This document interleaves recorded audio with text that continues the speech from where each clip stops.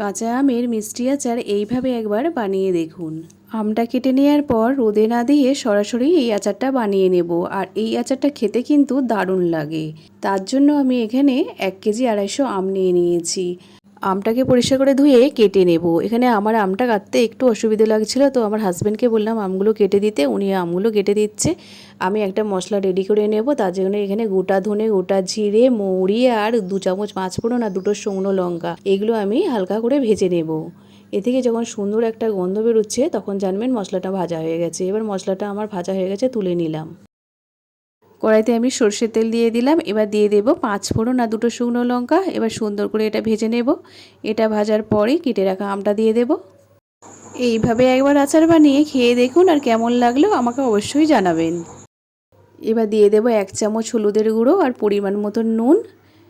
এবার হালকা করে এটা ভেজে নেব। গ্যাসের আঁচটা কমিয়ে 2 মিনিটের জন্য ঢাকা দিয়ে দেব। নুন আর হলুদটা দেওয়ার জন্য আম থেকে অনেকটাই জল বেরোবে, আর ওই জলেতেই আমটা কিছুটা সিদ্ধ হয়ে যাবে। 1 কেজি 250 আমের জন্য এখানে আমি 600 গ্রাম মতন গুড় নিয়েছি। গুড়টা দিয়ে দিলাম। এখানে আমি আখের গুড় নিয়েছি, আর আখের গুড় দিয়ে কিন্তু আচারটা ভালো হয়।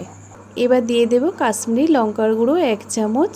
এটা সুন্দর একটা আচারের কালার নিয়ে আসবে। এই খুন্তি দিয়ে আমটা নাড়তে আমার একটু অসুবিধে হচ্ছে। এবার এটা একটু হালকা করে নেড়ে নিয়ে ঢাকা দিয়ে দেব। এবার ঢাকনাটা খুলে দেখিয়ে নেব। দেখুন গুড়টা একদম গলে গেছে, আর আমটাও এই গুড়ের মধ্যে সিদ্ধ হয়ে গেছে। খুন্তি করে আমগুলো একটু ভেঙে ভেঙে দেব, যাতে মিষ্টিটা ভালোভাবে আমের মধ্যে ঢোকে। আর মিষ্টিটা ভালোভাবে ঢুকলে আমের মধ্যে খেতেও কিন্তু দারুণ লাগবে। আরও কিছুক্ষণ ধরে আচারটা আমি রান্না করে নিয়েছি। আচারটার মধ্যে একটা আটালো ভাব চলে এসেছে।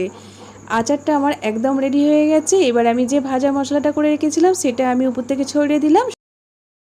সুন্দর একটা গন্ধ বেরোচ্ছে, আর আচারটা আমার একদম রেডি।